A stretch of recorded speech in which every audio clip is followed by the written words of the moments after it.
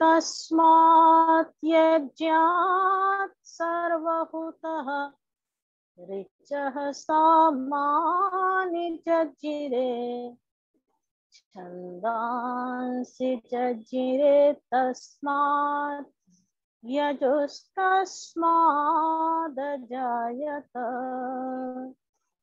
सर्वे वेदा यत्पदमामनन्ते तपांसि सर्वाणि च यद्वदन्ति यदिच्छन्तो ब्रह्मचर्यं चरन्ति तत्ते पदं संग्रहेण ब्रवीमि ओम इत्येतत्।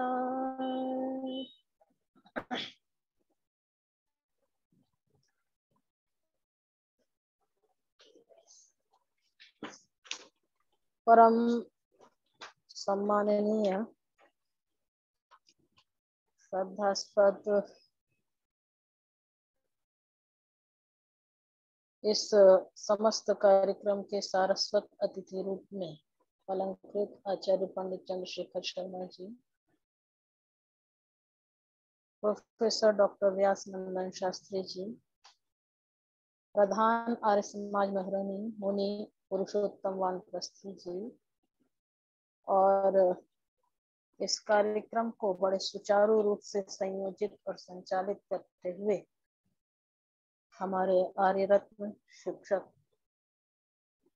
लखनलाल आर्य जी, मंत्री आर्य समाज महरणी, आप सभी का मैं सादर वंदन करती हूँ।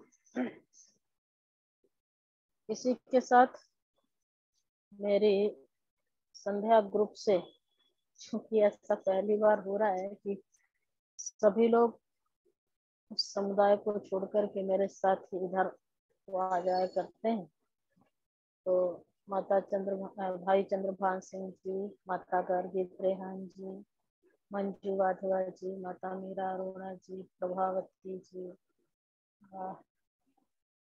संतोष अरोड़ा जी, उषा अहलूवालिया जी, माता उषा सूद जी, बेटी पीयूषा आर्या, माता अपर्णा शुक्ला जी, सरला माता जी, शिव टुटेजा जी, आप सभी का मैं हृदय से वंदन करती हूँ।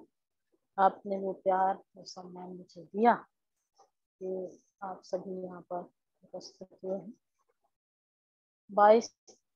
21, 22, 23 3 दिन का वक्तव्य रखने के लिए माननीय लखनलाल आर्य जी ने मुझको यहाँ पर आमंत्रित किया था। आज 2 दिन व्यतीत हो चुके हैं, तृतीय दिन के सोपान पे हम सभी यहाँ पर उपस्थित हैं, और आज के इस तृतीय दिवस का जो विषय रखा है वो ब्रह्म यज्ञ रखा है। मुझसे पूर्व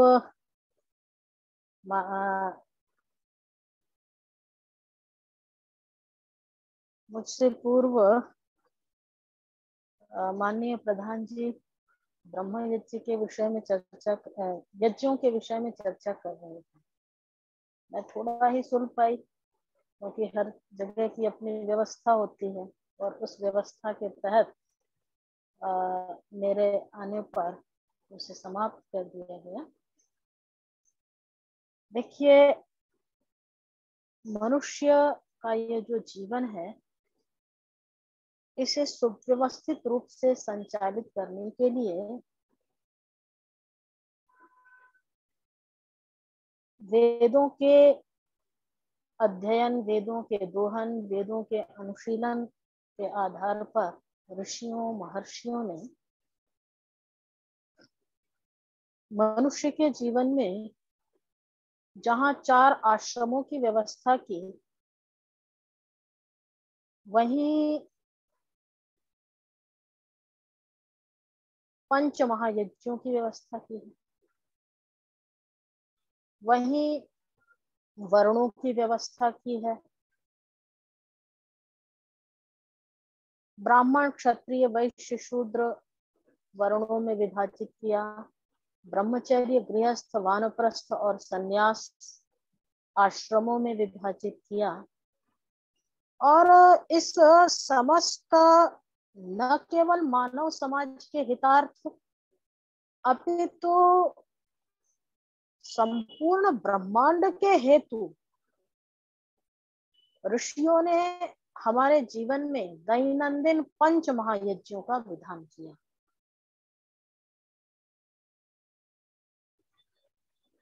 महायज्ञ इन्हें कहा गया।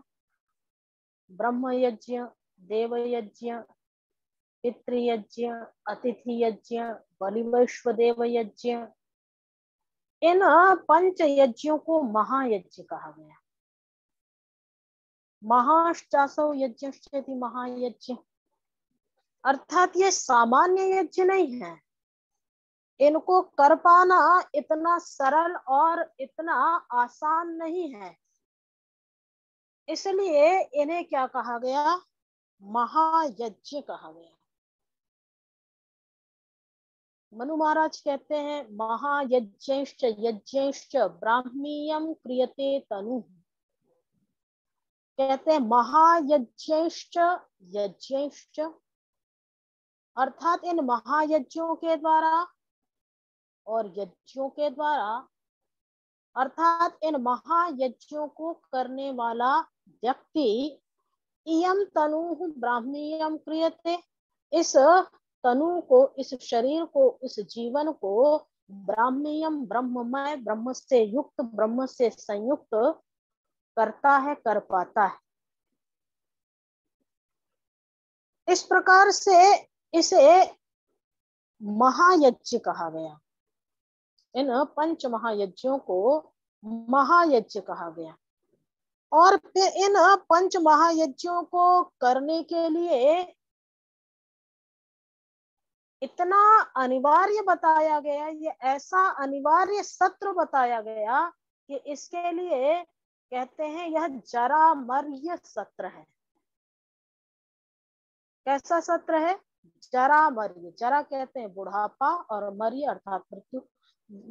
जब हम वृद्धावस्था को प्राप्त हो जाए, जब बिल्कुल अशक्त हो जाए या फिर मृत्यु का ग्रास बन जाए, तभी उसके मेरे द्वारा त्याज्य है या छोड़ा जा सकता है, अन्यथा ये जरामर्य सत्र है।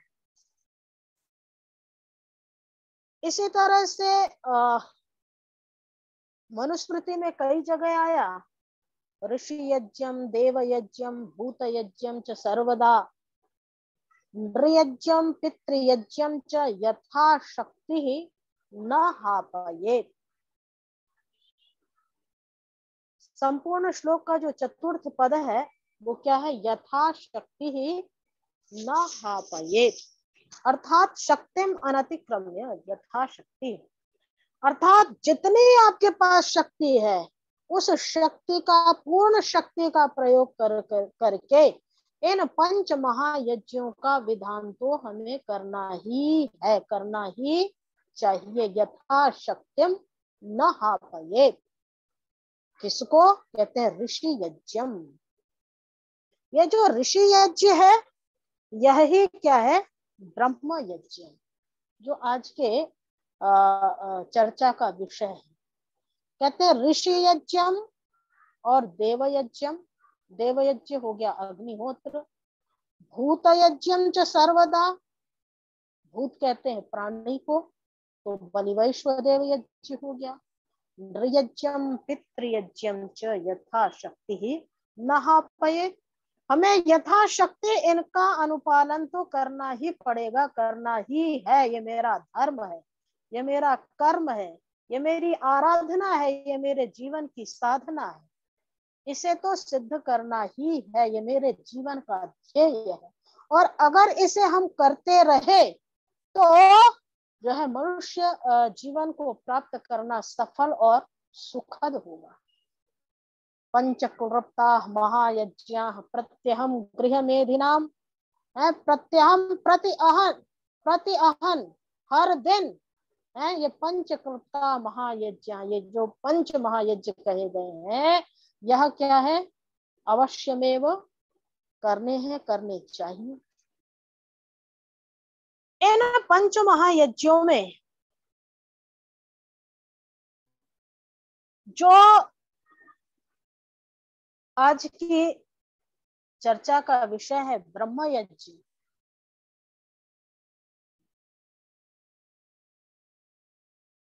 वो ब्रह्म यज्ञ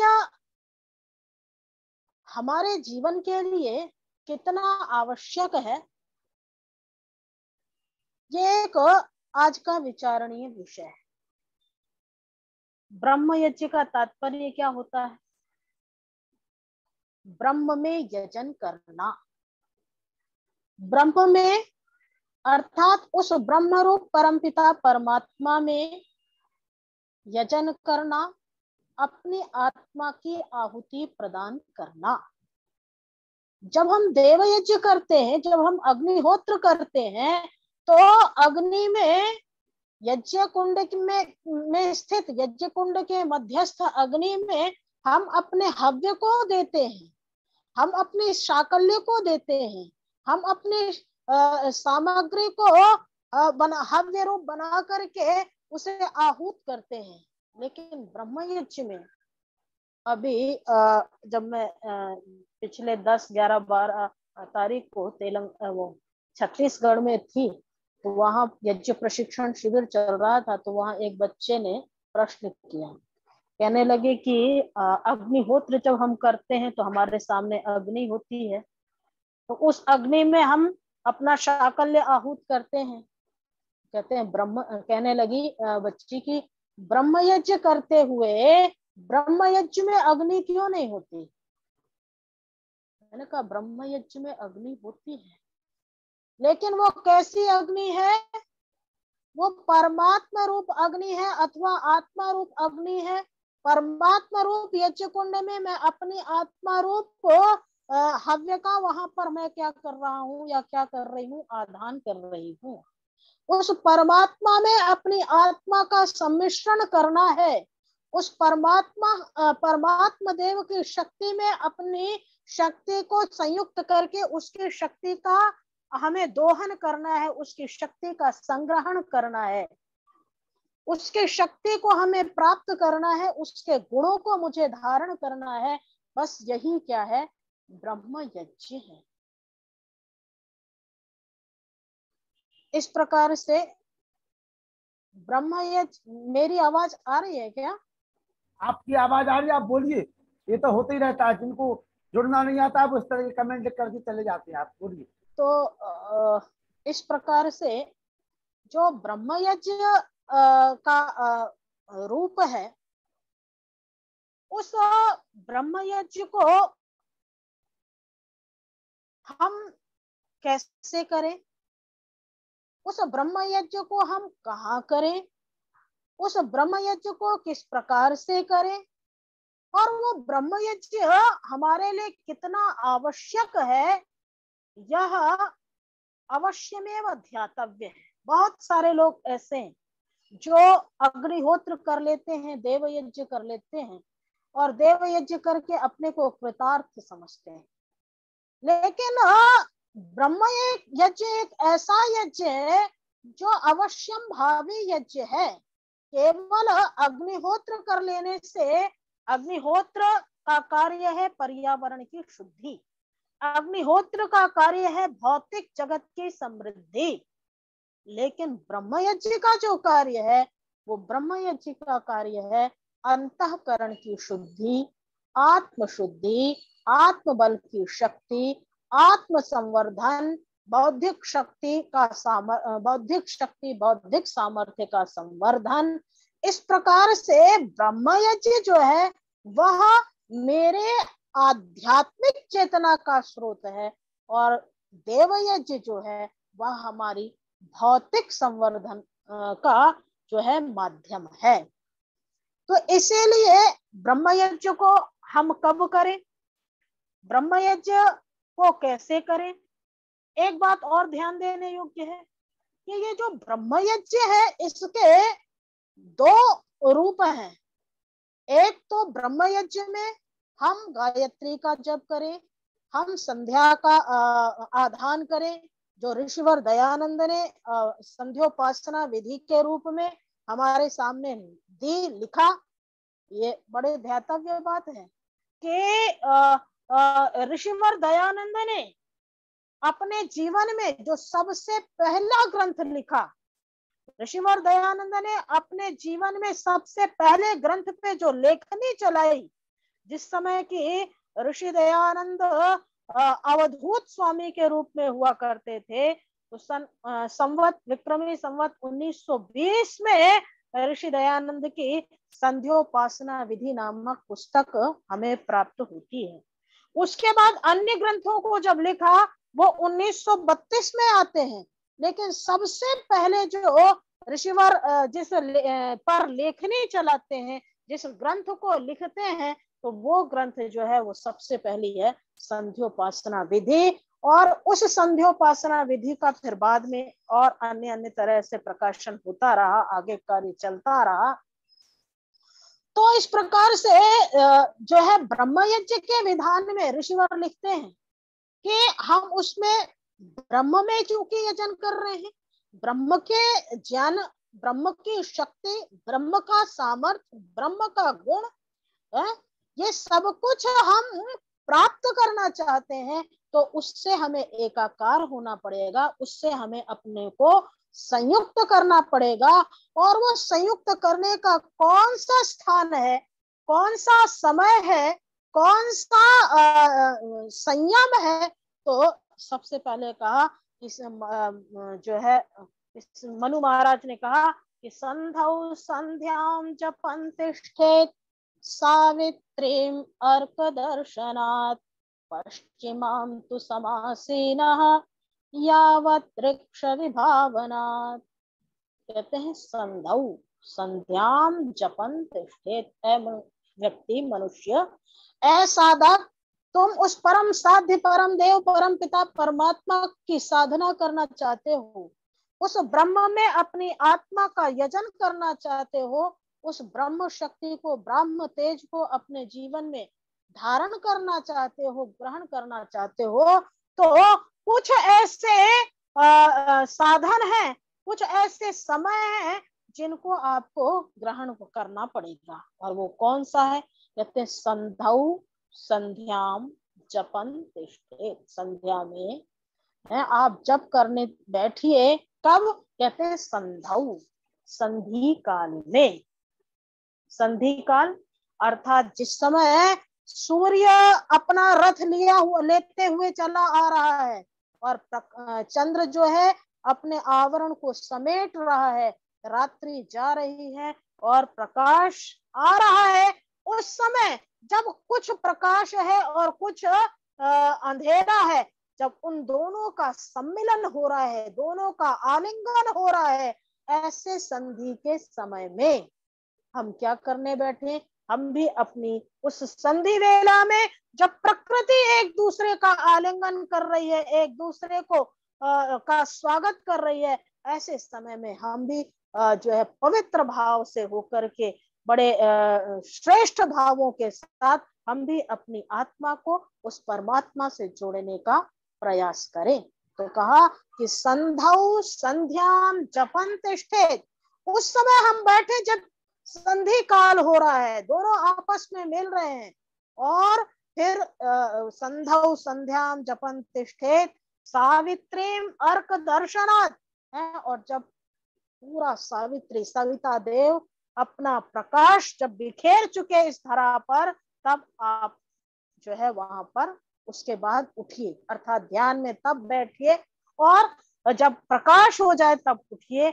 आगे कह रहे हैं कि पश्चिमाम तु समासीनः, और सायंकाल, सायंकाल की अवस्था में फिर बैठिए, जब संधि का काल है, जब संधि का समय है, उस समय फिर आप ब्रह्म यज्ञ के लिए बैठिए, ध्यान के लिए बैठिए। और कब तक बैठे रहे? कहते हैं यावत वृक्ष विभावनात्, जब नभो मंडल पर, आकाश मंडल पर तारे जो है बिखर जाएं, उस समय जब तारों का प्रकाश आने लग जाए, उस समय तक आप जो है सायंकाल फिर संध्या के लिए बैठिए। तो ये संध्या का जो समय है, संध्या का जो काल है उसके लिए कहा कि ये कौन सा काल होना चाहिए, ये संधि का काल होना चाहिए। अब इसी में कई बार जो है हमारे पौराणिक जगत में एक प्रश्न कर लिया जाता है कि भाई संध्या के काल में बैठना है तो प्रातः काल जैसे संधि हो रही है, सायंकाल जैसी संधि हो रही है, वैसे ही 12 बजे मध्याह्न में दिन में भी तो संधि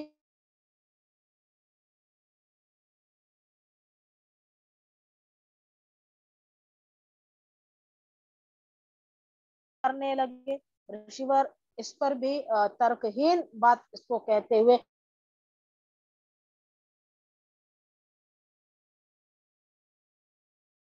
हो रही है, सम्मिश्रण हो रहा है, तो प्रतिपल आप संध्या कीजिए।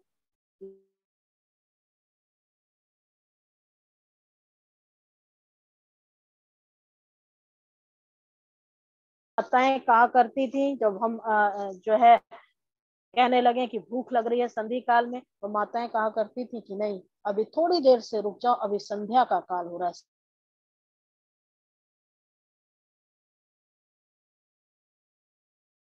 तो संधि का काल हमें संध्या में बैठ करके उस परमात्म चेतना में अपनी शक्ति को संयुक्त करके उस चेतना को, उस शक्ति को ग्रहण करने का काल है। और ऐसे समय पर अगर भक्षण किया जाए तो हमारी पाचन शक्ति भी क्या होती है, प्रभावित होती है। इसलिए कहा गया कि संधि काल में हम क्या करें, और इसी को जो है अपने ग्रामीण भाषा में क्या कह देते हैं, गोधूली वेला। इसी काल को क्या कहते हैं, गोधूली वेला।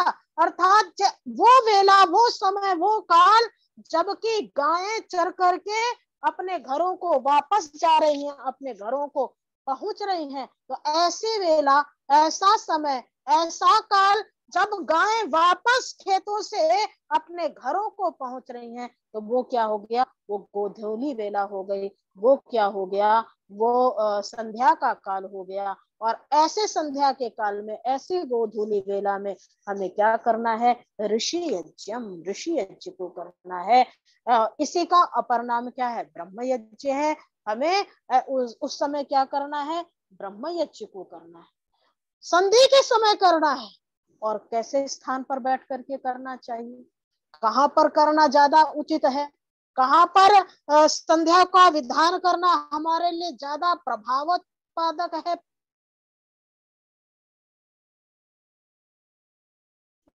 नियतो नैत्यकं विधिमास्थितः सावित्रीमप्यधीयेत गत्वारण्यं समाहितः। क्या कह रहे हैं कि अपाम समीपे नियतः नैत्यकं विधिम आस्थितः। हम नैतिक विधि पर स्थित होकर के नियता, नियत समय में, अपाम समीपे, जल के समीप में, अर्थात ऐसे स्थान पर बैठे जहां पर विशुद्ध वातावरण हो, पवित्र हवा चल रही हो, पवित्र वातावरण हो, सामने जल का प्रवाह चल रहा हो, तो ऐसे समय पर हम क्या करें, ऐसे स्थान पर बैठ करके अगर हम संध्या करते हैं, तो ऐसे स्थान पर बैठ करके यदि हम ब्रह्म यज्ञ का विधान करते हैं, तो वो जो ब्रह्म यज्ञ होगा वो मेरे लिए ज्यादा फलदायी होगा। वहां पर ब्रह्म यज्ञ करना और क्या करना, कहते हैं सावित्रीमप्यधीयेत गत्वारण्यं समाहिता। अरण्य की ओर गत्वा जाकर के सावित्रीम अपि अधीयेत, हमें सावित्री अर्थात गायत्री मंत्र का भी अधीयेत जाप करना चाहिए, उसका भी पाठ करना चाहिए, उस पर भी मनन करना चाहिए, उस पर भी विचार करना चाहिए। तो इस प्रकार से ब्रह्म यज्ञ का जो ऋषिवर दयानंद ने संध्योपासना विधि लिखी है, जिस संध्योपासना विधि के अंतर्गत लगभग 7 प्रकरण आते हैं। सबसे जो है सबसे पहला उस जो है संध्या की विधि में जो ऋषिवर ने लिखा, उन 7 प्रकरणों में सबसे पहला प्रकरण जो है वो हो गया शरीर शुद्धि का प्रकरण है। हम पहले आचमन इत्यादि के द्वारा कफ की निवृत्ति करें, उसके बाद शरीर की शुद्धि करें, और शरीर शुद्धि के बाद फिर मन शुद्धि का प्रकरण आ गया। ऋतंच सत्यंच अभिद्धात् तपसोऽध्य जायत, जो अघमर्षण मंत्र है। अघ मतलब पाप, उनका मर्षण, उन पर जो है मर्षण करना, उन पर लगाम लगाना। तो ऋतंच सत्यंच अभिद्धात् तपसोऽध्य जायत, इन मंत्रों का पाठ करके हमने क्या किया? मन शुद्धि का संस्कार किया, अपने मन को पवित्र करने का अभ्यास किया, मन की शुद्धि के लिए हमने यहाँ पर पुरुषार्थ किया। और इसके बाद फिर क्या हो गया कि मनसा परिक्रमा प्रकरण। फिर हम मनसा परिक्रमा पूर्व दिशा से प्रारंभ करते हुए चारों ओर घूमते हुए फिर ध्रुवा और ऊर्ध्वा है, हम मन की परिक्रमा मन से कर रहे हैं। और मन से परिक्रमा करते हुए मन को हमने थका दिया कि अब तुझे क्या करना है। उस पर बहुत चंचल ये मन हो रहा था, ये मन बड़े दूर दूर तक भाग रहा था, क्योंकि मन की गति क्या है? सबसे तेज गति। और सबसे तेज गति होने से मन को वश में करना सबसे कठिन कार्य है। इसीलिए तो कहा गया ना कि जितम जगत के न कहते मनो ही है ना। इस संसार को किसने जीता? इस संसार रूपी भवसागर से कौन पार हो पाया है? कहते मनो ही है ना। जिसने इस मन को जीत लिया, जिसने इस मन पर विजय प्राप्त कर ली, वो संसार सागर से बड़े अच्छे ढंग से, बड़े सुव्यवस्थित ढंग से, बड़े आसानी से तैर जाता है, पार कर जाता है। तो मन की लगाम कस करके रखना जीवन का बहुत बड़ी तपस्या का फल होता है। तो जब मनसा परिक्रमा प्राची दिग्निरधिपति रसितो रक्षिता दित्या ईशवा है, सभी जगह के आदित्य, सभी के ईशु उन पर लगाम लगाते हुए फिर दक्षिणा प्रतीचे उदीचे ध्रुवा ऊर्ध्वा, इस प्रकार से संपूर्ण दिशाओं में जो मन मेरा जो है भाग रहा था दूर दूर तक, हम वहां से उनको घुमाते हुए चारों तरफ से थकाते हुए फिर उसके बाद मनसा परिक्रमा में हमने क्या किया? जब चारों ओर से थका लिया तो अब थका करके एक जगह बिठाया। अब मनसा परिक्रमा के बाद फिर क्या आ गया? उपस्थान प्रकरण आ गया है। उपस्थान, उस परमपिता परमात्मा के समीप स्थान बैठना। हमने उस परमपिता परमात्मा के समीप बैठने की फिर अब चेष्टा करी। अब संसार में मुझे कुछ भी दिखाई नहीं दे रहा, सिर्फ और सिर्फ मुझे कोई दिखाई दे रहा है, मुझे कोई समझ में आ रहा है, किसी एक ऐसी शक्ति का आभास, एक ऐसी शक्ति का आधान मेरे अंदर हो रहा है। और वो शक्ति कौन सी है? वो केवल वो परमात्मा शक्ति है, वह केवल परमात्मा चेतना है, जिसके इशारे पर संपूर्ण ब्रह्मांड गतिशील है, जिसके इशारे पर संपूर्ण ब्रह्मांड चलायमान हो रहा है। उस परमपिता परमात्मा की आराधना में, उसकी साधना में मैंने अपने आप को तल्लीन करके पूर्ण रूपेण अपना क्या कर दिया है? समर्पण कर दिया है उस पर है। इस प्रकार से हम जो है वहां पर अपने आप को संध्या के मंत्रों के द्वारा, ब्रह्म यज्ञ के मंत्रों के द्वारा अपना संपूर्ण समर्पण करके फिर प्रार्थना की ओर आते हैं। और फिर जो है हे ईश्वर दया निधे समर्पण विधि और नमस्कार मंत्रों, इस प्रकार से कुल लगभग 7 प्रकरणों का हम अनुसरण करते हुए फिर अपने को स्थिर करते हैं और ओंकार का जप करते हैं, गायत्री का जप करते हैं। गायत्री ऋषिवर ने सत्यार्थ प्रकाश में लिखा, जब ब्रह्म सत्यार्थ प्रकाश के तृतीय समुल्लास में जब ब्रह्म यज्ञ का विषय आया, तो उस ब्रह्म यज्ञ के विषय में लिखते हैं ऋषिवर कि गायत्री का जप करें।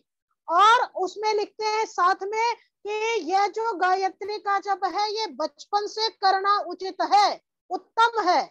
वहां पर जो ऋषिवर का शब्द है लिखते हैं परंतु यह गायत्री का जप, परंतु यह जन्म से करना उत्तम है। वहां पर उत्तम शब्द का प्रयोग किया कि बालक को जन्मते ही अर्थात गर्भावस्था में अगर माँ गायत्री का जप करते हुए धियो यो नः प्रचोदयात् का अनुसरण करती है, धियो यो नः प्रचोदयात् का विचार करती है, तो अवश्य में वह निश्चित ही उस बाल मन पर जो कि एक शक्ति के रूप में निर्मित होकर के इस धरा पर आने वाला है, उस पर उसका प्रभाव पड़ता है। और यही कारण है कि उपनयन संस्कार में भी आचार्य सबसे पहले यदि किसी मंत्र का ब्रह्मचारी या ब्रह्मचारिणी को उपदेश देता है तो वह मंत्र कौन सा है?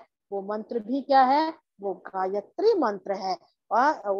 तत्सवितुर्वरेण्यम भर्गो देवस्य धीमहि धियो यो नः प्रचोदयात्। तो इस प्रकार से आचार्य भी शिष्य को गायत्री मंत्र का उपदेश देता है, माता भी बच्चे को गायत्री मंत्र का पाठ पढ़ाती है, और हमारा ऋषि भी हमारे जीवन के कल्याण के निहितार्थ यदि किसी मंत्र के विशेष जाप की बात करते हैं तो वो कौन सा जाप है? वो गायत्री मंत्र है। उस गायत्री मंत्र में हम जिसमें कि बुद्धि की प्रार्थना कर रहे हैं, जिसमें जो कि मनुष्य जीवन का एक ऐसा उपहार परमात्मा ने दिया हुआ है जो मनुष्य के अतिरिक्त किस प्राणी जगत में किसी के पास उपलब्ध नहीं है। तो ऋषि इसके लिए कह रहे हैं कि आपको क्या करना है कि गायत्री का जप करना है। ब्रह्म यज्ञ का जो अनुष्ठान कर रहे हैं, उस ब्रह्म यज्ञ के अनुष्ठान में संध्या के मंत्रों के पाठ के साथ इनके अतिरिक्त, क्योंकि संध्या के मंत्रों में मैंने ब्रह्म यज्ञ के लिए अपने को तैयार किया है, मैंने अंग स्पर्श अंगों की शुद्धि की है, मैंने मन की शुद्धि की है, मैंने मन से परिक्रमा की है। अब जब पूर्ण समर्पण भाव के साथ जब हम जो है आगे बढ़ रहे हैं, तब संध्या के मंत्रों के पाठ के अनंतर हमें गायत्री का जप करना है। संध्या के पाठ के अनंतर हमें ओंकार का पाठ करना है, ओंकार का जप करना है। इसीलिए तो जो है पतंजलि ने कहा ना कि तस्य वाचकः प्रणवः तज्जपस् तदर्थ भावनम। कहते हैं तस्य वाचकः प्रणवः, तस्य परमेश्वरस्य वाचकः, जो वाचक है, कहने वाला है, वहां अगर कोई शब्द है तो वो कौन सा है? वो शब्द है प्रणव। और उस प्रणव का ही तज्जपः तदर्थ भावनम, उस प्रणव का अर्थात उस ओंकार का, ओंकार का ही दूसरा नाम क्या है? प्रणव है। क्यों है? कहते हैं प्रकर्षेण नूयते स्तूयते अनेन। कहते हैं इसके द्वारा, इस ओंकार के द्वारा ही हम प्रकर्ष रूप से उस परम पिता परमात्मा की क्या करते हैं? स्तुति करते हैं। अर्थात ओम एक ऐसा शब्द है जिस ओम के अंतर्गत परमात्मा के समस्त गुण कर्म स्वभाव विद्यमान हो जाते हैं, समस्त गुण कर्म स्वभाव एकाकार होते हैं, समस्त गुण कर्म स्वभाव उस ओंकार के अंदर हमें प्राप्त होते हैं। इसलिए क्या कहा कि तज्जपः तदर्थ भावनम, उसका जप करना, उसका और उस जप में उसके अर्थ की भावना को अपने अंदर बिठाना। तो ये क्या है? यह है ब्रह्म यज्ञ। केवल संध्या के मंत्रों का पाठ ये तो ब्रह्म यज्ञ ही है, लेकिन इसके अनंतर हमें गायत्री का जप करना, इसके अनंतर हमें ओंकार का जप करना, और इस ओंकार का जप करते हुए अपनी समस्त इंद्रियों की, विषयों की शक्ति को एक स्थान पर स्थिर करके अपने मन को, अपनी आत्मा को उस परमात्मा में केंद्रित करके, उस परमात्मा में आहूत करके जब हम इसका जपन करते हैं, जब हम इसका इस तप रूपी साधना की भट्टी में अपने आप को बैठ करके तपाते हैं, तब जा करके क्या होता है? हम ब्रह्म यज्ञ का अनुष्ठान कर पाते हैं। और ये ब्रह्म यज्ञ हमारे भौतिक जीवन की उन्नति के लिए जिस प्रकार से देव यज्ञ की परम आवश्यकता है, उसी प्रकार से यह ब्रह्म यज्ञ हमारी आत्मिक उन्नति की साधना के लिए परम सहायक यह साधन है। क्योंकि भौतिक उन्नति को प्राप्त कर लेना बहुत अच्छी बात है, लेकिन इस भौतिक उन्नति के साथ यदि मैंने आत्मिक संवर्धन नहीं किया है, मैंने अपने आत्मबल को नहीं बढ़ाया है, मैंने अपने आत्म चेतना को नहीं बढ़ाया है, मैंने अपनी आत्म शक्ति को नहीं बढ़ाया है, तो इस भौतिक जगत में को जीत पाना, इसके साथ लड़ पाना, इसके साथ संघर्ष कर पाना, या इसके आनंद को, इस भौतिक जगत के आनंद को पूर्ण रूपेण प्राप्त कर पाना भी संभव नहीं होता है। इसलिए ब्रह्म यज्ञ का हमारे जीवन में क्या है, बहुत ही बड़ा स्थान है। इस ब्रह्म यज्ञ का एक जो दूसरा रूप बताया गया, वो दूसरा रूप क्या है, कहते हैं दूसरा रूप है स्वाध्याय है। ब्रह्म यज्ञ हमने ओंकार का जप किया, ब्रह्म यज्ञ हमने गायत्री का जप किया, ब्रह्म यज्ञ हमने संध्या के मंत्रों का पाठ किया। बहुत सारे लोग कहते हैं जी ब्रह्म यज्ञ में मन नहीं लगता, और ऐसा होता है क्योंकि मेरी आंखें जब खुली होती हैं तब मेरा मन बाह्य जगत को ग्रहण कर रहा है, तो बाह्य जगत को ग्रहण करता हुआ वो गतिशील है। लेकिन आप देखेंगे कि आंखों के बंद करने के पश्चात जो मन बाह्य जगत में गतिशील था, वो आंखों के बंद करने के पश्चात उससे भी द्विगुणित त्रिगुणित गति से वह और भी तेज से वो क्या हो जाता है, चलायमान हो जाता है, और मन बड़ा अस्थिर हो जाता है, मन बड़ा चंचल हो जाता है। हमारे पंडित युधिष्ठिर मीमांसक जी इसके लिए बहुत अच्छी बात लिखते हैं, कहते हैं कि आप ब्रह्म यज्ञ का ब्रह्म यज्ञ का अभ्यास करना चाहते हैं और आपका मन अगर स्थिर नहीं होता, तो इसके लिए 2-3 चीजें हमें अवश्य में ध्यान देनी होंगी।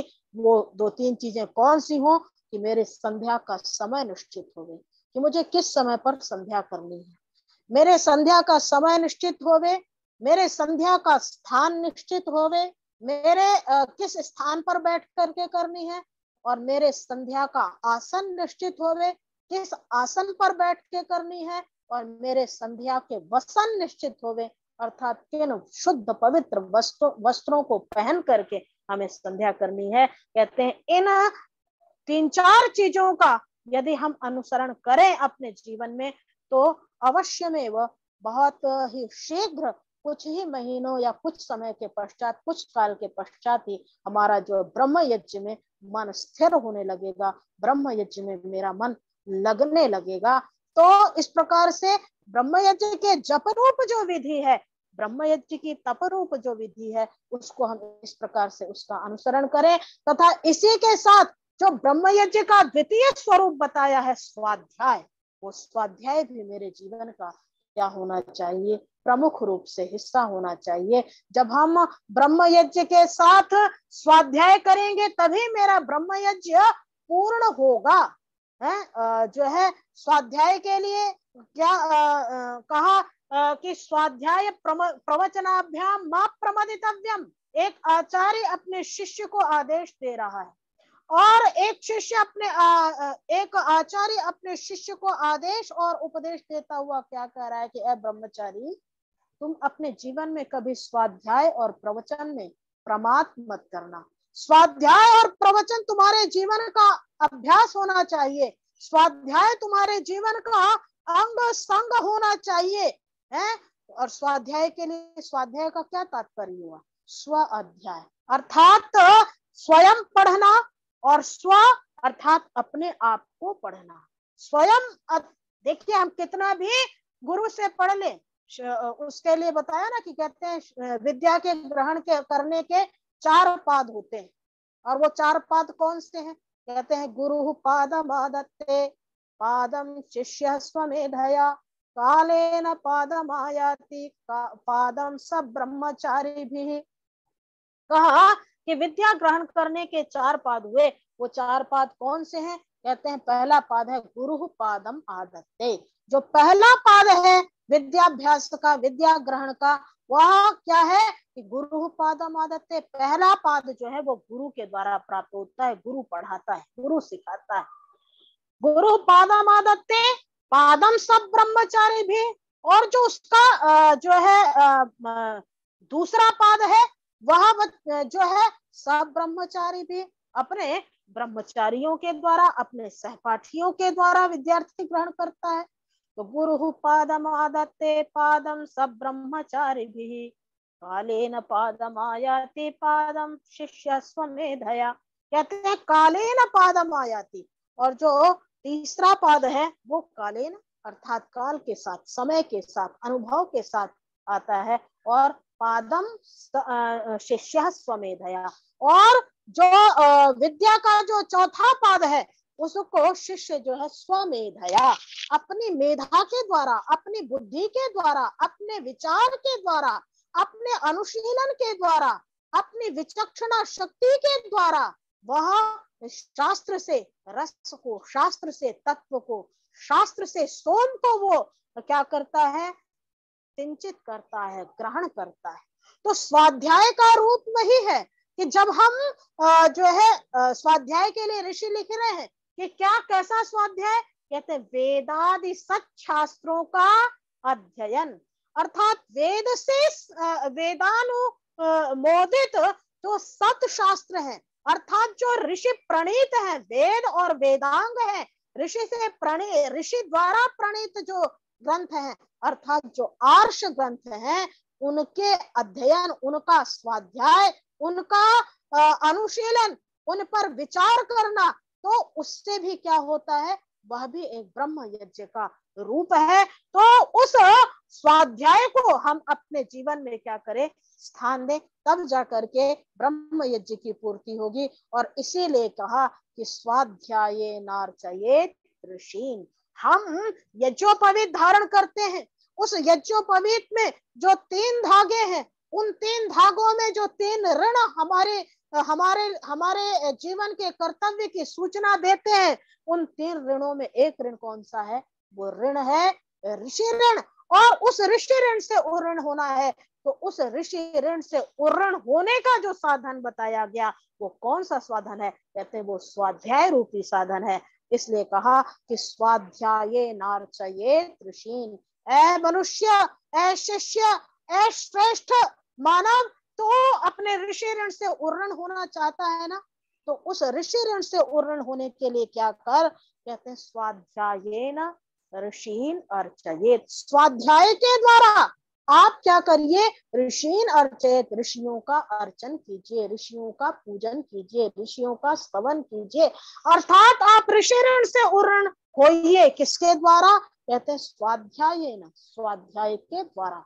तो स्वाध्याय मेरे जीवन का, जिस प्रकार से जप मेरे जीवन का जो है प्रमुख अंग है, जिस प्रकार से संध्या करना मेरे जीवन का प्रमुख अंग है, उसी प्रकार से स्वाध्याय भी मेरे जीवन का प्रमुख हिस्सा होना चाहिए। इसीलिए तो कहा ना क्या, कि स्वाध्याय योगमासीत योगात् स्वाध्याय मामनेत, स्वाध्याय योग संपत्त्या परमात्मा प्रकाशते। आ गया ब्रह्म यज्ञ का जो ब्रह्म यज्ञ जिस लक्ष्य का साधन है, उसी लक्ष्य का साधन ये स्वाध्याय भी है। ब्रह्म यज्ञ के द्वारा हम परमात्मा प्राप्ति की प्रार्थना करते हैं, उसी प्रकार से स्वाध्याय योग संपत्त्या, श्लोक कह रहा है, क्या कह रहा है, स्वाध्याय योगमासीत योगात् स्वाध्याय योगम आसीत, स्वाध्याय के द्वारा हम योग को प्राप्त करेंगे, और योगात् स्वाध्यायम आमनित, और योग से स्वाध्याय को, अर्थात दोनों अन्योन्याश्रय संबंध है, दोनों का इतरोत्तराश्रय संबंध है, दोनों एक दूसरे पर आश्रित हैं। जब मेरा स्वाध्याय में चित्त होगा तो हम योग के करने के अभ्यासी बन पाएंगे, और जब योग का अभ्यास होगा तो हम स्वाध्यायशील बनेंगे। दोनों के अन्योन्याश्रय संबंध के द्वारा फिर क्या होगा, कहते हैं स्वाध्याय योग संपत्त्या, उसके बाद स्वाध्याय और योग रूपी संपत्ति के द्वारा जब मैंने स्वाध्याय को अपने जीवन का हिस्सा बना लिया और ब्रह्मयज्ञ को अपना हिस्सा बना लिया, तब ब्रह्मयज्ञ और स्वाध्याय इनके तप से, इनके साधना से हमने क्या किया, योग को, अर्थात योग का जो वर्तमान समय में अर्थ चल रहा है कि आसन व्यायाम कर लेना, स्तूप बना लेना, तो क्या है, बड़े बड़े सेंटर चल रहे हैं कि जी योग का कार्य हो रहा है। तो वहां पर योग का जो मुख्य अर्थ है, जो कि पतंजलि ने कहा कि योगश्चित्त वृत्ति निरोधा, जहां पर चित्त की वृत्तियों का निरोध हो रहा हो, जहां पर चित्त की वासनाओं का निरोध हो करके आत्मा और परमात्मा का एकाकार हो रहा हो, आत्मा और परमात्मा जहां पर अंगीकृत हो रहे हो, एक दूसरे को प्राप्त कर रहे हो, ऐसी जो वृत्ति है, ऐसी जो साधना है, ऐसा जो समय है, उसको क्या कहते हैं? योग कहते हैं। लेकिन जब हम आसन कर रहे होते हैं, बड़े बड़े स्तूप कर रहे होते हैं, हम लाठी कर रहे होते हैं, तो क्या चित्त की वृत्तियों का निरोध होता है? वहां चित्त की वृत्तियों का निरोध नहीं होता है। ऐसा कब होता है? जब चित्त की वृत्ति के निरोध के साथ मेरे श्वास भी संयम में होती है। मुझे स्वयं आभास नहीं होता कि मेरी श्वास की गति कितनी मंद हो चुकी होती है ऐसे समय पर।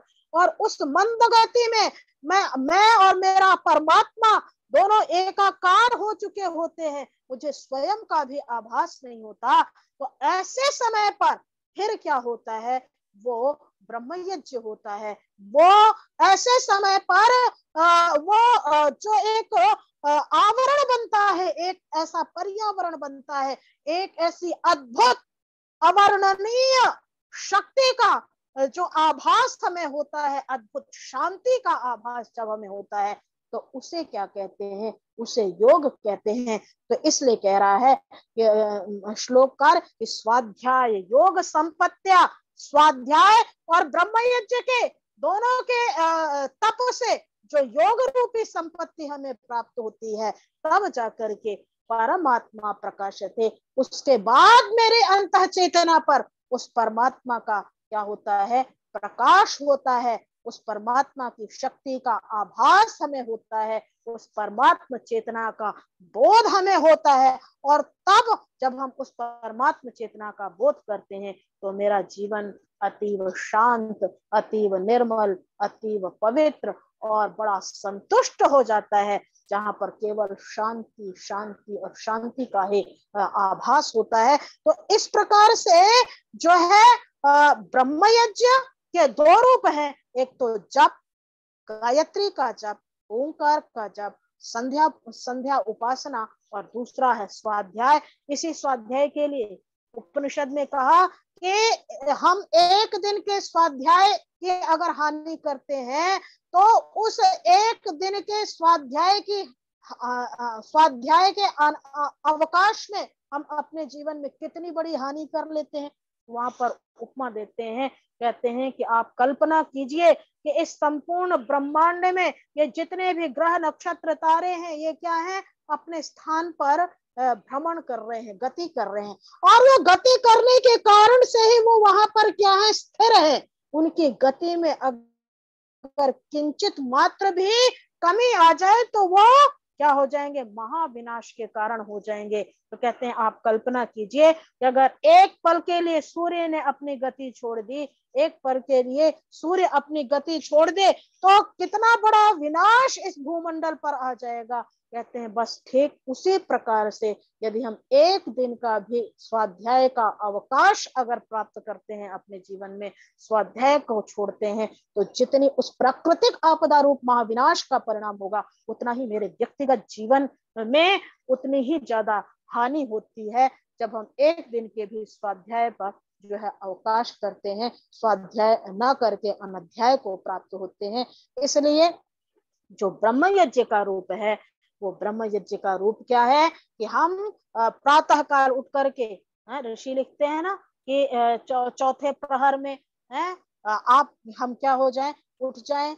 और जो है इस तरह से समय बताया कि जो मैंने अभी बोला कि उस समय बैठे जब संधि काल है और यावत वृक्ष विभावना, ऋषिवर कहते हैं कि कम से कम हम बहुत नहीं कर सकते, तो कम से कम प्रतिदिन 1 घंटा तो हमें ब्रह्म यज्ञ के लिए देना ही चाहिए। और जब हम अपने जीवन में ब्रह्म यज्ञ के लिए 1 घंटा प्रतिदिन का समय निकाल लेंगे, चाहे वो सायंकाल हो चाहे प्रातः काल, दोनों समय संधि वेला में करना चाहिए। तो जब हम उसके लिए निकालेंगे, तो ब्रह्म यज्ञ का जो अद्भुत और महनीय जो प्रभाव है, जो कि मेरे जीवन व्यक्तिगत जीवन में होगा, और जब व्यक्ति के जीवन में होगा, तो समाज, परिवार और जो है राष्ट्र, इसकी जो रूपरेखा है, इसका जो स्वरूप है, वही क्या हो जाएगा?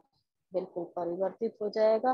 तो ऋषिवर ने ब्रह्म यज्ञ को हमारे जीवन में बहुत महत्वपूर्ण स्थान दिया है। उसका हम सभी अनुसरण करें, हम ऋषि के ऋण से उर्ऋण हो गए, मेरी शादी के साथ। बहुत बहुत आभार बहन कीर्ति जी। और हमारा सौभाग्य का हमारे बीच में हमारे सेवानिवृत्त IPS अधिकारी सम्माननीय CS अमाना जी आ चुके हैं और उनका आज आशीर्वाद हम सभी को मिलेगा। तो मैं बिना किसी भूमिका के निवेदन करने लगा हूँ सम्माननीय CS अमाना जी से कि आप आए और अपना आशीर्वाद हमें दें। महात्मा ज्ञानंद अवाना जी, स्वागतम। स्वागत है श्रीमान जी आपका जी। अहो भाग हमारे जो आप पधारे। IPS अधिकारी महात्मा आर्य अवाना रतन, जी, स्वागत है। लखनलाल जी, मेरी आवाज आ रही है? जी, आवाज आ रही है आपकी जी। हाँ, क्योंकि मुझे थोड़ी कम आवाज आ रही थी। जी जी मैं तो सुन रहा था, और जब भी मैं इस तरह से कभी चुपके से सुनता हूं तो आप मुझे पकड़ ही लेते हैं। और इतने अच्छे विचार और जिस तरह से वैदिक सिद्धांतों को इतने अच्छे ढंग से प्रस्तुत किया, तो मैं अपनी इस बहन का बहुत शुक्रगुजार हूं कि इन्होंने ब्रह्म यज्ञ का इतना सुंदर वर्णन किया। यहाँ पे एक बात मैं कहूंगा, जो मैं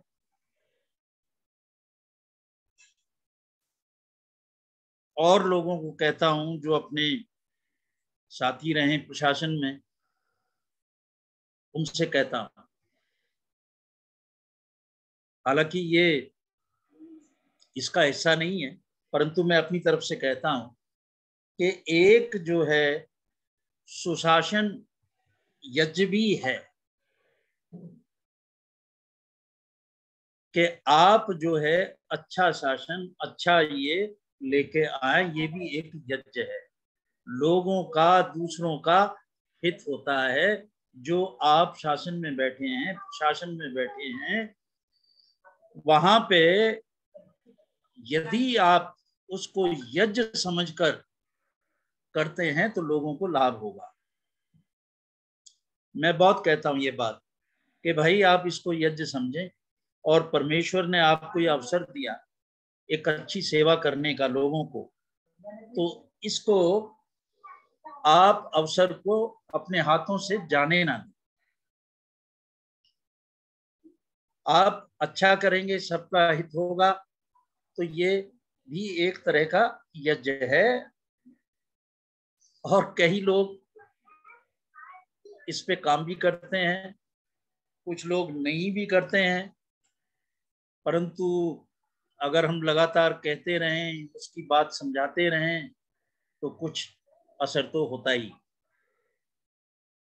तो मैं तो बड़ा प्रसन्न हूं कि आज इतना मुझे अच्छा सुनने को मिला ब्रह्म यज्ञ के बारे में, और उसमें स्वाध्याय के बारे में, जिसको मैं बहुत मानता हूं। और पिछले पता नहीं कितने वर्षों से स्वाध्याय करता रहा हूं, और आपने मेरे वेदों का जो इंग्लिश में ट्रांसलेशन है, लखन लाल जी ने आपने देखा होगा, वो सब आम आदमी के लिए, कि ये जो ज्ञान है ये आम आदमी के पास पहुंचे।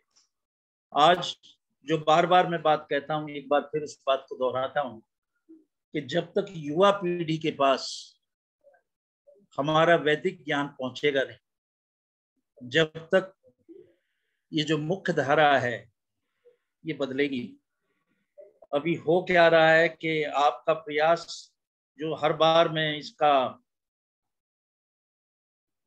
बड़े अच्छे ढंग से सराहता हूं, कि ये एक ऐसी विधा है जो आपने हर युवा तक पहुंचने की कोशिश की है। और पिछले दिनों मैंने देखा आप काफी युवकों को इसके साथ जो जूम मीटिंग है उसमें जोड़ा भी। एक मुझे याद आ रहा है कि आप एक ट्रेनी DSP को लेके आए थे पिछले दिनों, तो ये बहुत अच्छी बात है, उनको भी जोड़ना और सरल भाषा में हमने समझाना है, क्योंकि हमारी संख्या, ये एक सत्य है, ऐसे लोगों की जो वैदिक विचारधारा के सिपाही हैं उनकी संख्या निरंतर कम होती जा रही है। और ये ही बड़े उसका विषय है, खेद का विषय है कि इसको बढ़ाना है। अगर हम नहीं बढ़ा पाएंगे संख्या और भी कम हो जाएगी। अभी मैं देखता हूँ हमारे आर्य समाज में बड़े बड़े हॉल हैं और बहुत अच्छी व्यवस्थाएं भी हैं, पर वहाँ पे ब्रह्मचारी और वहाँ पे सुनने वालों की संख्या कम होती जा रही है। अभी पिछले दिनों एक निर्णय जो आप सब लोगों ने कोर्ट का सुना होगा, सुप्रीम कोर्ट ने कहा कि आर्य समाज से जो सर्टिफिकेट इशू होता है शादी का, उसकी कोई कीमत नहीं है, वो शादी का है नहीं। इस हालात तक हम कैसे पहुंचे कि जो भी गया हो ये रहा था कि आर्य समाज में, बहुत सारे आर्य समाज में वो केवल एक विवाह का सर्टिफिकेट देने तक सीमित रह गया। कोई भी पहुंच जाए, किसी भी उम्र का पहुंच जाए। मैंने खुद देखा है कि नाबालिग बच्चों के सर्टिफिकेट दिए हुए। तो उस कारण ये किरकिरी हुई। नहीं तो हमारा तो सबसे उत्तम है, सब सारी चीजें सबसे उत्तम है। तो इन पे भी अंकुश लगाने की आवश्यकता है कि इस तरह से दुरुपयोग ना हो। कई जगह मैं देखता हूँ कि अजीब अजीब तरह की कथाएं होती हैं जिनका वैदिक विचारधारा से कोई सरोकार नहीं है। आर्य समाज में ये भी हो रहा है। तो जो भी लोग जुड़े हुए हैं इन चीजों को उस देव ऋषि दयानंद की बात को समझ के उनके प्रति समर्पित होकर जिस चीज के लिए आर्य समाज बना है, जो 10 नियम हैं, उनको पालन करें और उस पे चले। जब तो आगे आएंगे। जो विचारधारा घट रही है ना लखनलाल जी, जी इसके प्रति भी कुछ करो। बिल्कुल जी, आपकी बहुत अच्छी फॉलोइंग है और बहुत अच्छे अच्छे विद्वान आप रोज लेके आते हैं। आप इस दिशा में अच्छा काम कर सकते हैं कि जो कुछ छोटी मोटी त्रुटि किसी कारणवश आ गई हैं, इन त्रुटियों को हम दूर करें। हमारा ये रास्ता नहीं है जिस रास्ते पे अब हम चल रहे हैं। हमें तो नेता है, लीडर हैं, हम तो सबको समझाने वाले। मैं ये देखता हूं कि जो वैदिक सिद्धांत हैं, उन वैदिक सिद्धांतों से किसी ने 5%, किसी ने 10%, किसी ने 20% लिया और अपना अलग से एक धर्म बना दिया और लोग उसको बड़ा अप्रिशिएट करते। 100% तो किसी ने कोई ले नहीं सकता। 10-5% में ही वाहवाही लूटते रहते। तो हमारा तो हमसे अच्छा ज्ञान, हमसे अच्छा तो किसी के पास भी नहीं है। मैंने पीछे भी कई ओकेजन पे कहा कि जब मैंने आपको कार्ल मार्क्स की डास कैपिटल के बारे में बताया था और डायलेक्टिकल मेटलिज्म का जो सिद्धांत है कहाँ से वेदों से गया और किस तरह से मैक्स म्यूलर के जरिए कार्ल मार्क्स के पास पहुंचा और वहां से कम्युनिस्ट शुरू हुए। आप कोई भी सिद्धांत लें, साइंस का कोई भी लें, आप ऐतरीय ब्राह्मण में देखें कि कौन सी ऐसी चीज है जो अभी तक साइंस में आई नहीं, उससे आगे की कई चीजें लिखी हुई। दुनिया का सर्वश्रेष्ठ ज्ञान है हमारे पास, पर ये कैसे आगे पहुंचे और किस अगली पीढ़ी पे कैसे पहुंचे, ये चिंता का विषय है। मैं ज्यादा बात नहीं करूंगा क्योंकि मैं तो आपके कार्यक्रम को सुन के खुद लाभ उठाता रहता हूं और चोरी छुपे आपके इस जूम में कई बार घुस जाता हूं। मेरा सभी जो यहाँ पे विद्वान है उनको मैं पूरी श्रद्धा से नमन करता हूँ। आप बहुत अच्छा कार्य कर रहे हैं और इस तरह करते रहें। और लखनलाल जैसे जो आर्य रतन हैं उनका सहयोग करते रहे। सभी को मेरा ओम नमस्ते। बहुत बहुत आभार सम्मानी महात्मा ज्ञानानंद अवाना जी। और आप सुबह सुबह प्रतिदिन सुनते हैं, बहुत ही अच्छे श्लोक वेद मंत्रों की व्याख्या आपके पास जो मोबाइल पर प्रतिदिन आ रही है, लगातार कई वर्षों से आप अपनी सेवाएं दे रहे हैं निश्चित रूप से। और जो आपने चिंता व्यक्त की है, उसी चिंता की वजह से मुझे ना चाहते हुए भी कार्यक्रम को अनुभव रूप से रखना पड़ रहा है कि कहीं ना कहीं ये चेतना बनी रहे, ये खत्म नहीं होना चाहिए। और हमारे जो पास में वैदिक रूपी जो रतन है, वेद की परमात्मा की वाणी, उसको जन जन तक पहुंचा सके, इसी उद्देश्य को लेकर के अनुभव रूप से इस कार्य को चलाया जा रहा है। सुखबीर शास्त्री जी महाराष्ट्र, धर्माचार्य सुखबीर शास्त्री जी, सुखबीर शास्त्री जी महाराष्ट्र जी, आइए। जी जी, हमारा सभी को सादर नमस्ते। नमस्ते। और आदरणीय अवाना जी के हमने विचार सुने, जो कि एक आईपीएस हैं, प्रशासनिक सेवा में है। और सबसे बड़ी खुशी हुई कि उस सेवा में रहते हुए भी वेदों से संबंधित, आर्य समाज से संबंधित उनके पास में भरपूर जानकारी है और बड़ी प्रसन्नता की बात है। और जैसे उन्होंने कहा कि अच्छा प्रशासन देना भी एक तरह का यज्ञ, तो मैं उनकी बात का समर्थन करते हुए यही कहना चाहूंगा कि दुनिया में जितने भी अच्छे कार्य हैं, जिन कार्यों से लोगों का हित होता हो, मार्गदर्शन लोगों को मिलता हो, जीवन की पद्धति में सुधार होता हो, वो सारे के सारे कार्य यज्ञ के अंतर्गत आते हैं। और बहन श्रुति कीर्ति जी ने आज संध्या के विषय में बहुत अच्छे विचार रखे अपने। यदि कुछ और कहा जाए संध्या के विषय में, तो मैं ये कहूंगा कि सूरज को दीपक दिखाने जैसा होगा। इतनी उन्होंने विस्तृत व्याख्या की है संध्या की, बहुत अच्छी। और कल जो उन्होंने अपना सब्जेक्ट रखा था पशून पाही को लेकर के, बड़ी विशद व्याख्या उन्होंने की थी। मेरा एक सुझाव है आदरणीय लखनलाल जी, जो कल का सब्जेक्ट था बहुत उत्तम था।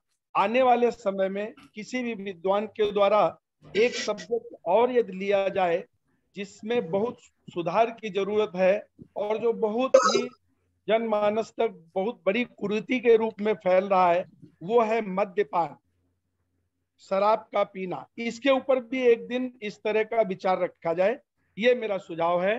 चलिए आगे इस विषय को लेकर के हम अवाना जी को ही आमंत्रित करेंगे, आप चिंता नहीं करो। अनिल नरोला जी। हाँ, ये शराब के ऊपर इन्होंने शराबियों को भी देखा है और शराबियों के बीच में जो पकड़ा है उनको, तो इनको आज के समय में अच्छा बताएंगे। आज के समय में वो समाज की मांग है। इस विषय को लेकर के आप तैयारी कीजिए और बहुत जल्दी जो है आपको इस विषय के लिए बुलाया जाएगा, क्योंकि इसकी चपेट में नवयुवक लोग आ रहे हैं, युवा पीढ़ी आ रही है, उससे परिवार बिखर रहे हैं। जी मैं समझ गया आपका विषय, अवाना जी ने सुन लिया, बहुत जल्दी हम उनको पटल पे लाएंगे। अवाना जी से हमारा निवेदन है कि इस सब्जेक्ट को लेकर के जब भी आएंगे हम उनके विचार बहुत जरूर सुनेंगे। बहुत बहुत धन्यवाद। अनिल नरोला जी।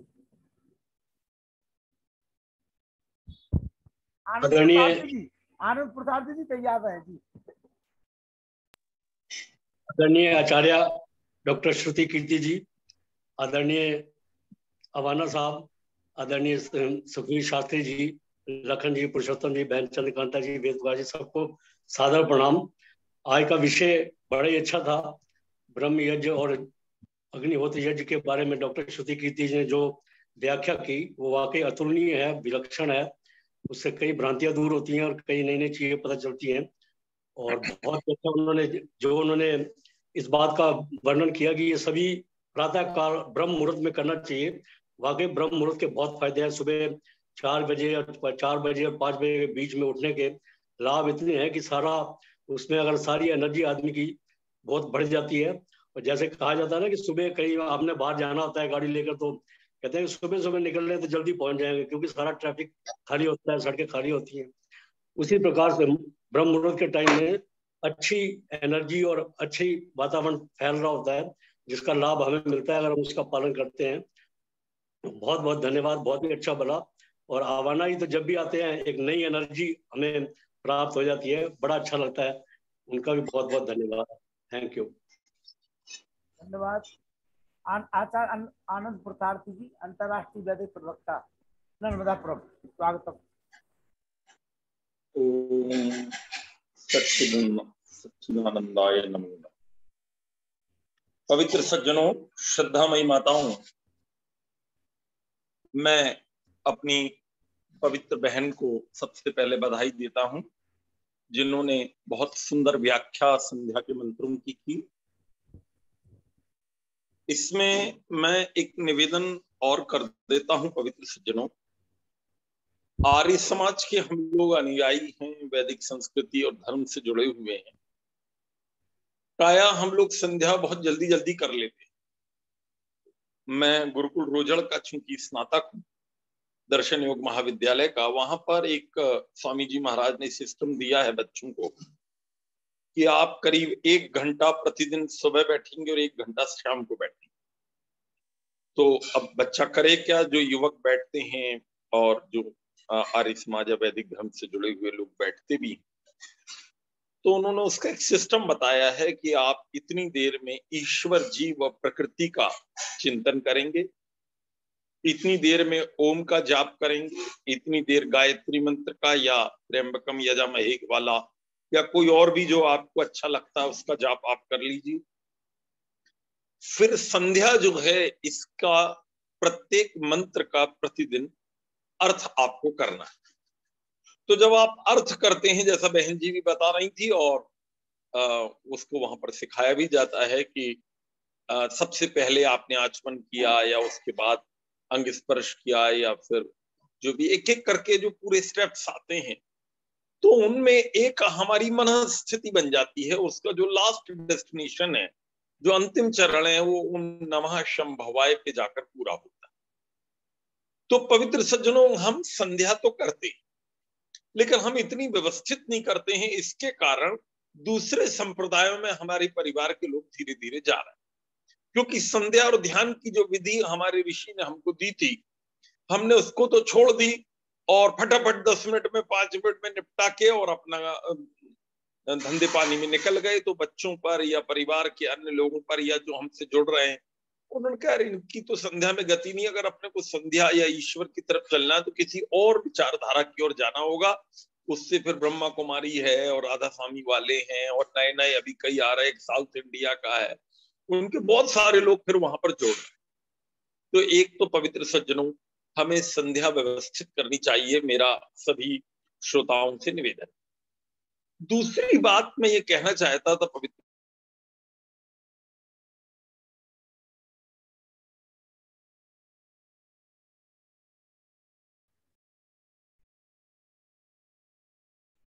अध्याय और ब्रह्म यज्ञ में यदि हम टैली करें तो हमें पता लगेगा बहुत सारे काम ऐसे हैं जो स्वाध्याय और ब्रह्म यज्ञ को हम यदि करें, बहुत सारी उपलब्धियां हमारी ऐसी हैं कि उनसे होंगी।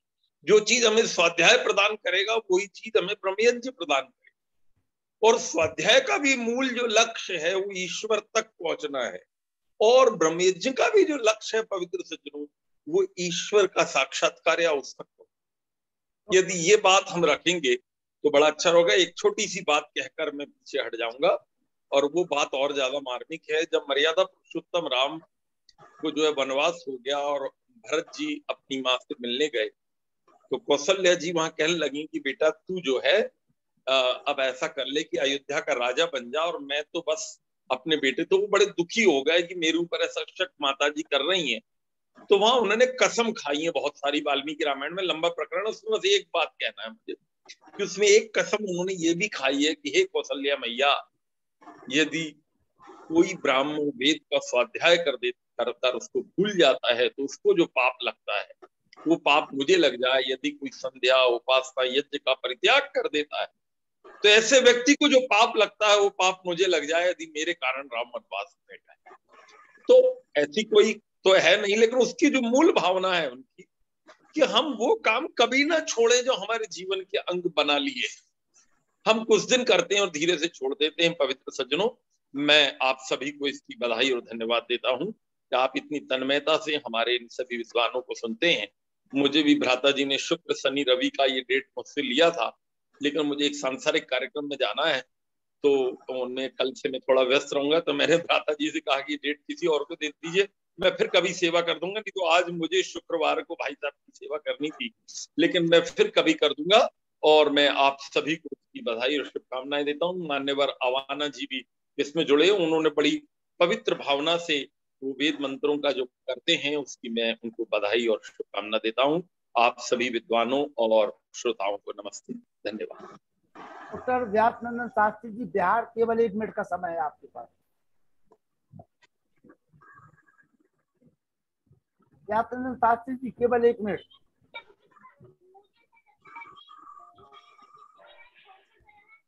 व्यासनंदन शास्त्री जी, व्यासनंदन शास्त्री जी बोलिए जी।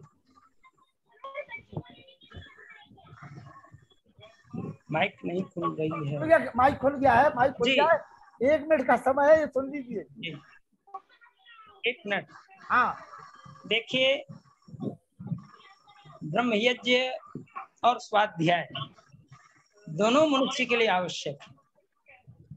जैसे एक सिक्के के 2 पहलू होते हैं, लेकिन सिक्का दोनों पक्ष को छूता है, उसी प्रकार हम जीवात्मा या जो भी मनुष्य हैं वे दोनों पहलू को छुआ करें, अर्थात प्रातः काल उस परमात्मा का भी स्मरण करें। और ऋषियों ने जो वैदिक मंतव्य को लिपिबद्ध किया है आर्ष ग्रंथों में, उसका भी स्वाध्याय अनिवार्य है। यदि दोनों क्रम ठीक चलेंगे तो हम कभी भी भटक नहीं सकते। हम कट्टर आर्य होंगे, हम कट्टर वैदिक होंगे। और आज की युवा पीढ़ी यदि इस विचार को स्वीकार कर ले तो वह किसी भी गलत कार्य में नहीं फंस सकती और उनका जीवन धन्य हो उठेगा। बहुत बहुत धन्यवाद। और इस सुंदर व्याख्या के लिए बहन जी को भी बहुत बहुत धन्यवाद और आभार। डॉक्टर आचार्य डॉक्टर शर्मा जी जी। डॉक्टर वेद प्रकाश शर्मा जी। सभी बुद्धजन लोगों को प्रणाम। बहुत ही सुंदर प्रवचन हमारी बहन श्रुति कीर्ति जी ने दिया। हम लोग अभिभूत हो गए उसको सुन के। और प्रत्येक कार्य का कर्तव्य है कम से कम 1 घंटा तो ईश्वर के साथ जुड़े ब्रह्म यज्ञ के द्वारा। और अच्छा हो तो सुबह शाम 1-1 घंटा जुड़े तो उसका जीवन ही परिवर्तित हो जाएगा और वो मानसिक उसके अंदर एकदम उन्नति हो जाएगी और आत्मिक शोधन हो जाएगा। जब आत्मा का शोधन हो जाएगा तो बट नेचुरल है मोक्ष की तरफ अग्रसर होने लगेगा, जो कि हमारा परम लक्ष्य है। तो सभी लोगों ने बहुत ही सुंदर विचार दिए। हमारे व्यासनंदन शास्त्री जी ने, हमारे गुरु जी आनंद सारथी जी ने, तो उन सबके लिए कोटि सा धन्यवाद और उनको प्रणाम। धन्यवाद।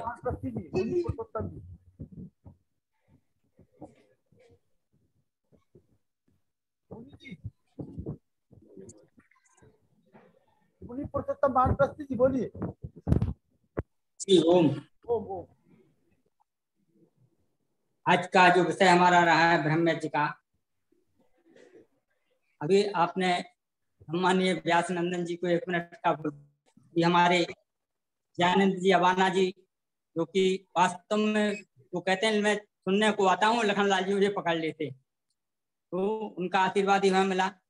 अनिल कुमार नरूला जी, माता चंद्रकांता जी और हमारे आचार्य आनंद पुरुषार्थी जी, वो भी हमें आशीर्वाद देने को अपना उपस्थित होते हैं। सभी का मैं साधुवाद करते हुए हमारी बहन जी आचार्य डॉक्टर श्रुति कीर्ति जी, इन्होंने 3 दिन का समय, सबसे पहला 1 दिन का वो प्रथम कृणुते और दूसरा पशून पाए, और आज का भी उसी वेद के मार्ग से माध्यम से हमारे बीच में ब्रह्म यज्ञ 5 महायज्ञ महर्षि दानव जी ने महर्षि मनु के आधार पर दिए हैं और शास्त्रों में क्रिया व्यवस्थित है वेदों में, तो उसके ऊपर बहुत अच्छा व्याख्यान आज का। मैं ये देखता हूँ, हम लोगों को लगता है कि आज का व्याख्यान तो बड़ा आनंददायी हो गया, बड़ा अच्छा हो गया, लेकिन कोई दिन ऐसा नहीं है जिस दिन का व्याख्यान प्रवचन हम लोगों के लिए सुखदायी नहीं हो, आनंद का देने वाला नहीं हो और हृदयंगम कर ले हम, तो हमारे लिए लाभ ही लाभ है। तो सभी का साधुवाद करते हुए मैं चाहता हूँ यज्ञोपे श्रेष्ठ तमम कर्म, यज्ञ 5 ही यज्ञ नहीं है, बल्कि महर्षि जी ने जितने प्रकार की व्यवस्थाएं सामाजिकता में बताई हैं वो सभी यज्ञ की श्रेणी में आती हैं, जो एक दूसरे के परोपकार को लेकर करते हैं। तो मैं सभी का पुनः आशीर्वाद करते हुए अभिनंदन करता हूँ, नमस्ते करते हूँ। और बताइए फिर आपका। मैं निवेदन करूंगा हमारे बीच में जो सरला दिलवानी जी हैं, प्रवीणा जी है बम्बई से, प्रवीणा जी, माता प्रवीणा जी बम्बई से, वीरेंद्र मल्होत्रा जी, प्रवीण आर जालोन, चंद्रभान सिंह जी आ जाइए आप लोग, चंद्रभान जी, प्रवीणा जी, चंद्रभान सिंह जी, प्रवीणा जी, माता प्रवीणा जी, नरेश यादव जी मुंबई,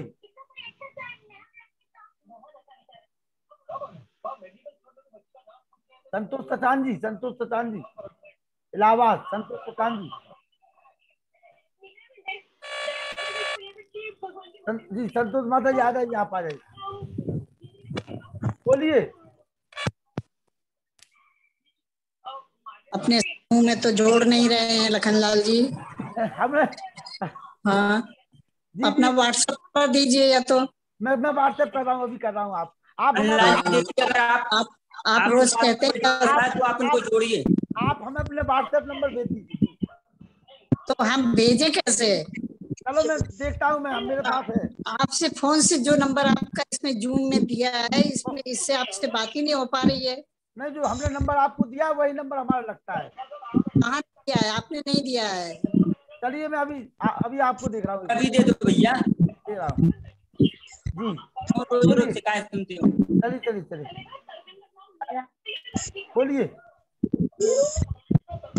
आप बोलिए बोलिए, चलिए आराधना जी बोलिए। नमस्ते जी, नमस्ते जी, बोलिए। आज का बहन मैं का टाइम क्यों अच्छा हो, जिस तरीके से रोड खाली होता है उस तरीके से हमारा मन भी बहुत शांत होता है।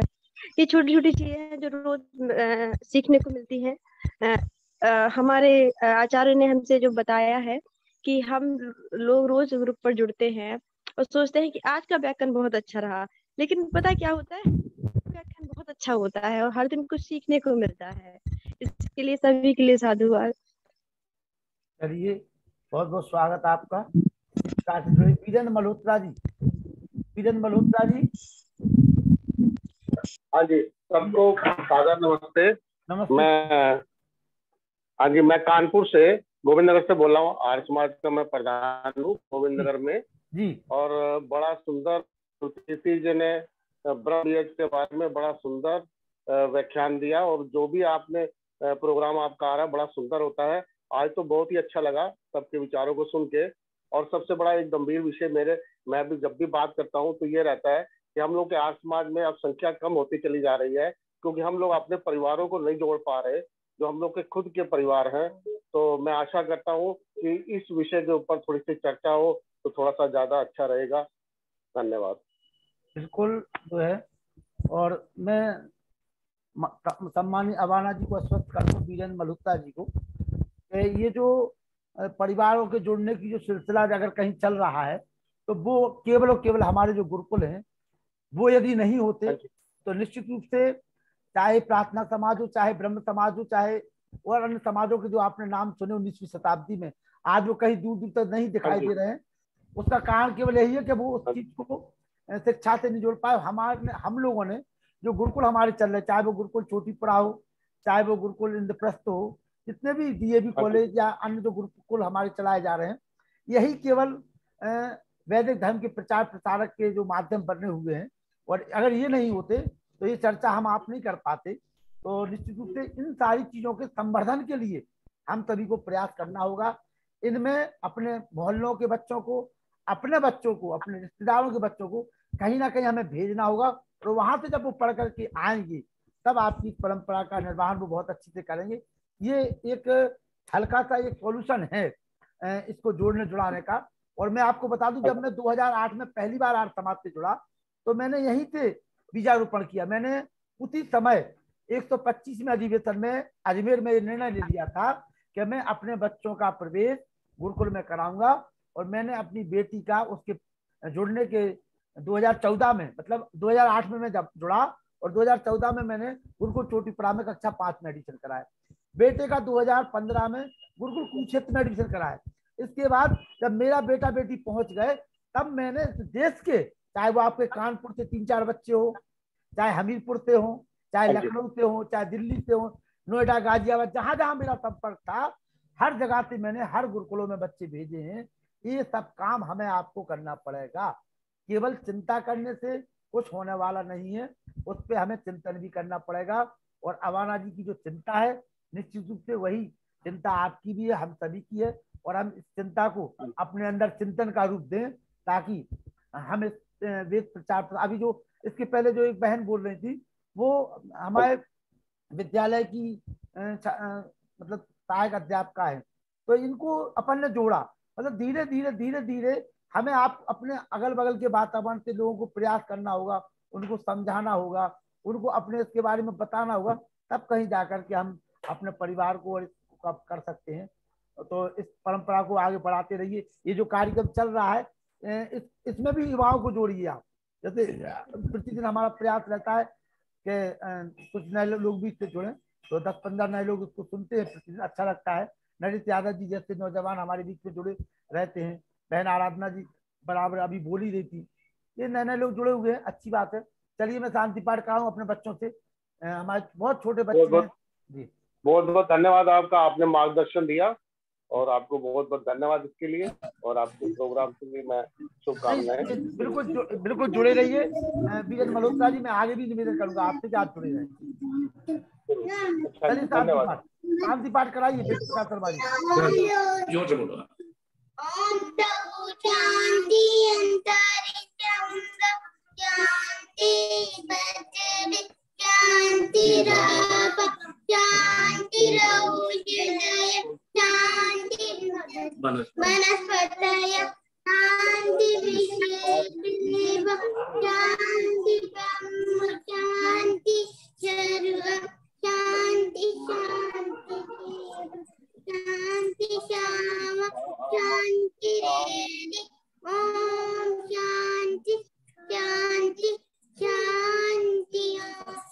जो बोले सो अभय,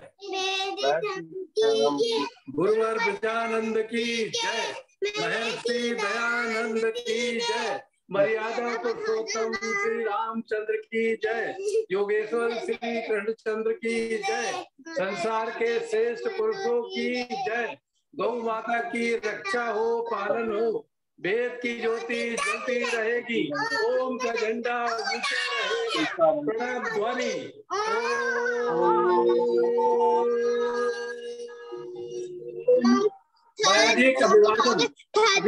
नमस्ते।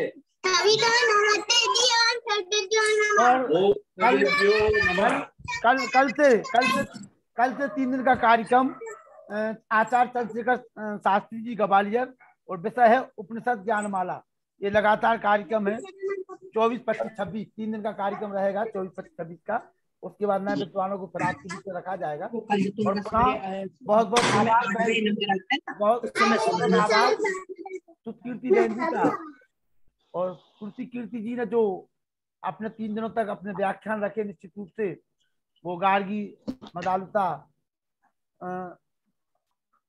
का समय कुछ हम सभी लोगों को पीछे ले गया और हम सभी लोग आनंदित थे कि हमारे बीच में ऐसी हमारी बहनें, ऐसी मातृशक्ति विराजमान है जिनके ऊपर हम गर्व कर सकते हैं। तो उनमें से श्रुति कीर्ति जी ने वो चीज हम लोगों के बीच में रखी और बहुत जल्दी मैं उनसे निवेदन करूंगा कि अन्य नए विषयों के साथ में आप सभी के बीच में वो आवें ताकि हम सभी जो महिला शक्ति हमारी हैं उनको हम वो कर सकें। और संतोष सचान जी को मैं अभी हाल व्हाट्सएप पे जोड़ रहा हूँ, उनका नंबर हमारे पास मिल गया है। और जी ठीक है संतोष जी, जी नंबर, हाँ मिल गया, नंबर मिल गया आपका, मैं भी जोड़ता हूँ आपको जी भेज दीजिएगा भैया। नहीं तो हाँ भेज रहा हूँ गुरु जी ने कह दिया, मैं भेज रहा हूँ जी। नमस्ते नमस्ते, आपको बहुत बहुत धन्यवाद। आप भेज देंगे तो जी मैं अभी आज भेज रहा हूँ, अभी मैं आपसे बात करता हूँ जी।